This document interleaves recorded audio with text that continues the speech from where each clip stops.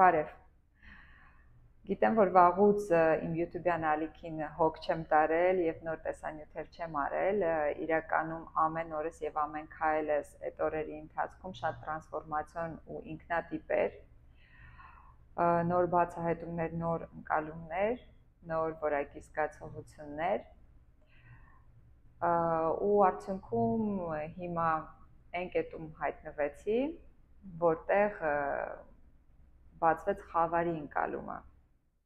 Ու այսօր կուզեմ քեզ հետ մի քիչ զրուցել հենց խավարի մասով, հա? Որովհետև մենք միշտ խոսում ենք լույսից, ես շատ խոսում եի արեգակից, շատ խոսում էի ներքին կրակներից, այս ամեն ինչի մեջ ու մի գեղեցիկ բան անտեսվում էր։ Իրականում այդ թեման այսօր շատ հպանցիկ կդիպչեմ իրեն, որովհետև ավարտին մի կարևոր ու զիլ ինֆորմացիա ունեմ քեզ տալու, որը գուցե հետաքրքրի եւ կյանքիդ փոփոխման համար մի զիլ բանալի դառնա։ Այս վերջին շրջանը իմ համար մթությունը ուսումնասիրելու մասին էր, հասկանալու լույսի եւ մթության կարեւորությունը ու թե ոնց են իրենք փոխհարաբերվում։ Անգամ հարցում արեցի իմ սոց էջերում, որտեղ ուզում էի հասկանալ ոնց են մարդիկ ընկալում մթությունը եւ խավարը։ Այնպես որ մթնշաղը բոլորի մոտ մի տեսակ հանգստի հետ էր ասոցացվում։ Այն մթությունը, որտեղ կա մոմ, այն մթությունը, որտեղ կա լուսին եւ կան աստղեր, հա? Բայց իմ հարցումը հենց խորքային տոտալ մթության մասին է։ Տոտալ մթություն։ Ու պարզվում է, որ տոտալ մթությունը մարդկանց մեծամասնության մոտ վախ է առաջացնում։ Այդ վախը ոչ այն ինչ է, քան վախ հենց ինքներս մեր նկատմամբ։ Հիմա կբացատրեմ, թե ոնց։ Ոնց սկսվեց բացվել ինձ այդ մթության գաղափարը, որովհետև մանտրաներ կար, որտեղ որ փառաբանվում է արեգակը, ու շատ զորավոր մանտրաներ են, հա, ու ինչպես ուսուցիչս է ասում, ու ես ոնց որ հակված եմ այդպես եմ զգում ու հակված եմ դրան հավատալ, արեգակը արարչի աչքն է, արեգակը արարչի ներկայացուցիչն է, ջրակը արեգակի ներկայացուցիչն է։ Մինչև մի օր ես չհանդիպեցի մի շատ հին մանտրայի, որտեղ եթե սանսկրիտից թարգմանն է բառ, հա, ինքը ասում է արեգակ, խնդրում եմ, փակիր քո դեմքը, թաքցրու քո լույսը, որ ես տեսնեմ ճշմարտությունը։ Ու այդտեղ ինձ մոտ ինչ որ մի բան տենց ոնց արեգակ, թաքցրու քո լույսը, որ ես տեսնեմ ճշմարտությունը։ Եթե ցանկանաք, ինձ ասեք այդ մանտրան կերքեմ ձեզ համար, բայց հիմա չեմ ուզում այդպես ժամանակի ոնց որ թեմայից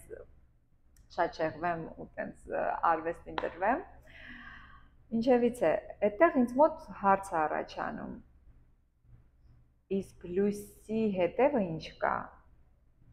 Ու բացվում են ընկալումներ, որ լույսը շատ ժամանակ մեզ շեղում է, մտցնում է խաղի մեջ։ Լույսից տրոհվում են 7 ծիածանի գույները։ Ու այս աշխարհը սկսում է խաղալ քո հետ, իր մայան ինքը այդ լույսն է, որտեղ քո ուշադրությունը այդ գույները տանում են։ Լույսը, կյանքի խաղը, այդ աժոտաժը, այդ ամեն ինչը ես նայում եմ միշտ ինձանից դուրս, վաու, ինչ սիրուն է, ամեն բան շատ սիրուն է, վաու, ինչ տգեղ է, ինչ կեղտոտ է, վիբրացիաների տարբեր խտություններ, լույսի ընկալման տարբեր աստիճաններ, տարբեր գույներ։ Ու այդ ամեն ինչը ստացվում է, որ ինձ շեղում է ու թաքցնում է մի կարևոր ճշմարտություն ինձանից։ Ու որտեղ ես կարող եմ տեսնել այդ ճշմարտությունը։ Այդ մանտրան արդեն ասում է, արեգակ, խնդրում եմ, մյուս տարբերակը թարգմանության, իրական սանսկրիտ ինքը շատ շերտերով է բացվում, այսինքն մի բառը 3-4 նշանակություն ունի, ու պատկերացրեք, որ այդ նախադասությունը, երբ որ թարգմանվում է, ու ամեն բառ ունի մի քանի խորություն, ինքը սկսում է քեզ բացել ու դա պատահական չի, ինքը բացում է տարբեր շերտեր այդ հոգևոր արձակի, հա, արձակ չէ նեղություն, հոգևոր ստեղծագործության, տենց ասենք, մանտրայի սխալվեցի արցակի համար։ Եվ ինչ է ստացվում, որ արեգակը թաքցնում է ինչ-որ մի բան, ինչից առաջ է ինքը, ինչի աչքն է ինքը, բայց եւ այնպես իր զորությունը մեզ սնում է էներգիա է տալիս, բայց մի բան թաքցնում է։ Ու այդտեղ գալիս է արդեն խավարի ընկալումը։ Գալիս են այն գիտելիքները, որտեղ բազմիցս հա կարդացած գրքերը, ուսուցիչների ասած խոսքերը, հա, մի քանիսը թերևս ասեմ։ Լույսը հասունանում է մթության մեջ։ Կասենք ոնց, հա։ Իրականում գիտենք փաստ, որ ուզում ենք միրգը հասունանա, մենք իրան փաթեթավորում ենք ու դնում ենք, փաթեթավորում ենք, մթություն ենք տալի ու դնում ենք մի մութ տեղ, որ ինքը արագ հասունանա։ Փաստ հաջորդը։ Մթության մեջ արագ ակտիվանում է մեր հորմոնալ ֆոնը, ոնց որ հորմոնները սկսում են արագ արտադրվել, արտազատվել եւ կոնաձև գեղձն է սկսում ակտիվանալ։ Հետևաբար տոտալ մթության մեջ մենք դառնում ենք ավելի զգայական, ավելի պայծառ ընկալող, անջատված են մեր այդ խաբկանք, հա, որ մեր ուշադրությունը անդադար տանում է հայացքի, հա, այդ որակները, անջատվում են ու ինչ է մնում։ Պատկերացրու, քեզ դիր տոտալ մթության մեջ, ինչ է մնում այնտեղ քեզ։ Բացի քեզանից ոչինչ։ Հիմա ստացվում է, որ մթությունը, տոտալ մթությունը քեզ օգնում է անցնել մի ուղի, որտեղ արդեն իլյուզիաները հնարավորինս քիչ են։ Ինչ-որ բաներ գալու է քեզ փորձելու, բայց եւ այնպես ինքը սենց հստակ ճանապարհը դեպի ներս, դեպի հասկացումը, թե ով եմ ես մթության մեջ, երբ չկա ոչ մի լծակ կարճելու, երբ ոչինչ չկա, ով եմ ես, ինչպիսին եմ ես։ Եվ այդ մթության մեջ տեղի ունենում լուրջ տրանսֆորմացիա։ Չգիտեմ, հոգևոր պրակտիկները, ովքեր հետևում են այս տեսանյութին, հիմա իրանք գիտեն մութ ռիտրիտի մասին։ Դա տարածք է, որտեղ դու փակվում ես մթության մեջ եւ մի քանի օր մնում ես տոտալ մթության մեջ։ Ու ես ունեմ որոշակի գիտելիքներ, հա, զուտ իմ ուսուցիչների փորձառությունից, օրինակ Դմիտրի Լապշինովը, իմ գեղեցիկ ուսուցիչներից մեկը, 23 օրյա մթության մեջ լինելու փորձառություն ունի, հա, եւ սկսել է 3 օրից, 3 օր, հետո մի շաբաթ, հետո 18 օր իլյուզիաներից մաքրվելու ուղի։ Եվ հիմա ողջավորվածությամբ կարող եմ ասել, որ Հայաստանում մենք ապրիլ ամսին ունենալու ենք տենց հնարավորություն մութ ռիտրիտ անցնելու։ Դե իհարկե ես չէի կարող դա չկազմակերպել, չէի կարող, որովհետև դա հենց իմ ուղին է, ինձ տրանսֆորմացնող ճանապարհն է, որը ես անցնում եմ։ Եվ իհարկե ես դա կարող էի հեշտությամբ, ինչպես հաճախ անում եմ ու արել եմ, հա, մեկնել ինչ-որ մի տեղ ուսուցչիս մոտ, որտեղ ինքը անցկացնում է ու անել ոնց որ անցնել այնտեղ։ Բայց ինչ-որ մի ուժ ինձ հենց ուժ տվեց նորից հրավիրել ուսուցչիս Հայաստան Դմիտրի Լապշինովին եւ խնդրանքով, որ ոչ այն ինչ, այլ հենց մութ ռիտրիտ անցկացնի Հայաստանում։ Գիտեմ, որ մարտահրավերային է եւ գիտեմ, որ շատ մարդիկ, շատ անգամ յոգիներ Հայաստանում դեռ պատրաստ չեն առերեսվել այդ աստիճան անկեղծության հետ, մթության մեջ առերեսվել իրենց, հա, տեսնել իրականում, թե ով է ինքը, ինչ աստիճան կարա ինքը ճառագի մթության մեջ, որովհետեւ ինչա տեղի ունենում մթության մեջ, երբ որ ես մտա ու 2 ժամ նստած եմ մթության մեջ, ուսուցչի դաշտում հրահանգներ է տալիս, ես ուշադրությունս տեղափոխում եմ այս կամ այն կողմ, եթե ես չունեցա ներքին հենք եւ ներքին լույս, իմ քունը սկսելու է տանել, ու դա նորմալ է։ Քունը տանելու է, ես այդպես որոշակի էներգիա եմ ակտիվացնելու, իմ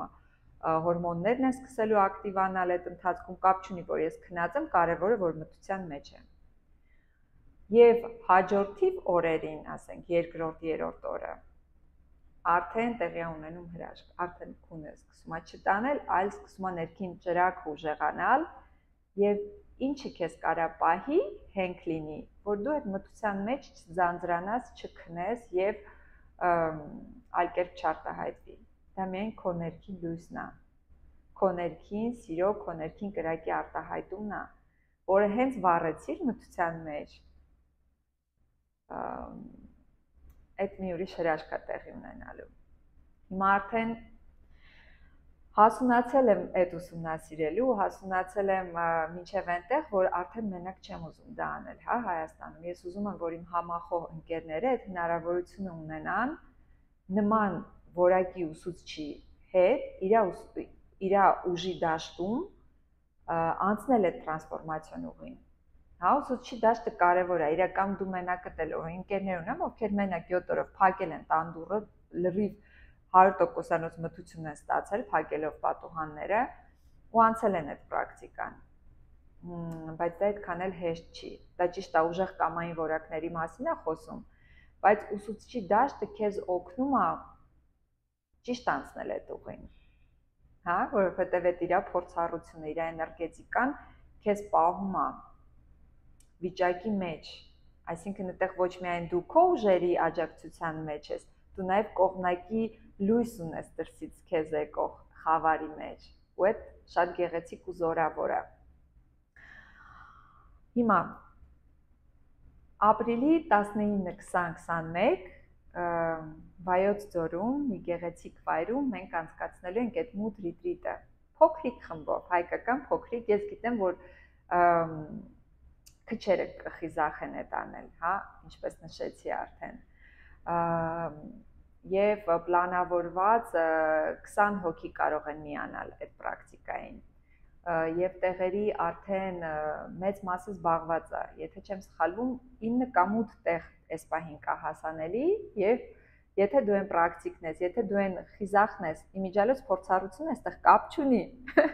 Ուսուցչիս հարցրեցի, ասեցի, եթե մարդ ով առաջին անգամ է փորձելու, ոնց որ նման փորձառություն չունի, գուցե սկսնական մեդիտատիվ պրակտիկաներում կարող է մասնակցել, ու պատասխանը սա էր, որ դա կարա լինի շատ լավ ստարտ, շատ լավ սկիզբ։ Այսինքն սա գեղեցիկ պրակտիկա է եւ փորձառուների համար, եւ սկսնակներին կարա շատ ուժեղ հիմք ծառայել։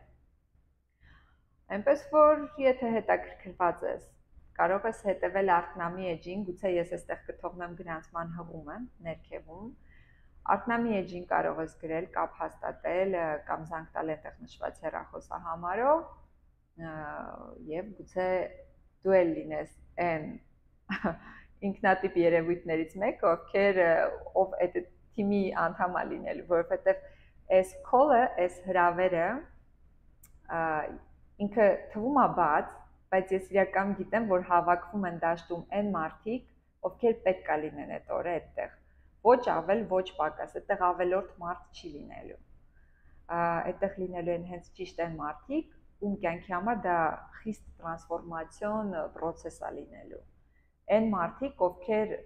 ասես նույն հոգևոր ընտանիքից են, հա, այդպես կարելի է ասել։ Դերևս այսքան է, բայց եթե զգում ես, որ այդ մութ ռիտրիտին դեռ քեզ ժամանակ է պետք, որ նման պրակտիկաների անցնես, դեռ կասկածներ ունես, ապրիլի 18-ին կա հնարավորություն Դմիտրի Լապշինովին հանդիպելու Երևանում։ 2 ժամանոց հանդիպում կլինի, 1 ժամ հարց-պատասխան եւ 1 ժամ պրակտիկա, որպեսզի հասկանաս ինչի մասն է խոսքը, այ ուսուցչի դաշտ ասվածը որն է։ Երբ որ դու գալիս ես մտած բախ քո առօրյա ինչ-որ վիճակից նստում ես դահլիճում, անգամ եթե ռուսերեն լեզուն էլ չես հասկանում, միևնույն է ուսուցիչը հայտնվում է, ու դու զգում ես, որ սրտիդ մեջ կրակ է ակտիվանում։ Դու զգում ես, որ սկսում ես սիրել շուրջդ ամեն ինչ եւ ամենին։ Ու դու հասկանում ես, թե ինչ է ուսուցչի դաշտը։ Այնպես որ խորհուրդ կտամ ապրիլի 18-ին միանալ այդ մեկօրյա հանդիպմանը, ու եթե խիզախում ես առերեսվել ինքդ քեզ մթության մեջ, ապրիլի 19-20-21 կա նման հնարավորություն, որը ես ինքս ինձ համար մենակով չուզեցի անել ինչ-որ միտեղ։ Ես ուզեցի դա տեղի ունենա Հայաստանում հայերի հետ։ Այսքանը, նամաստե, սիրով, լիքը բացահայտումներ դեռ ունեմ ու պատրաստում եմ շուտով կիսվել քեզ հետ եւ նաեւ պրակտիկաներով։ Բարի ու լավ օր։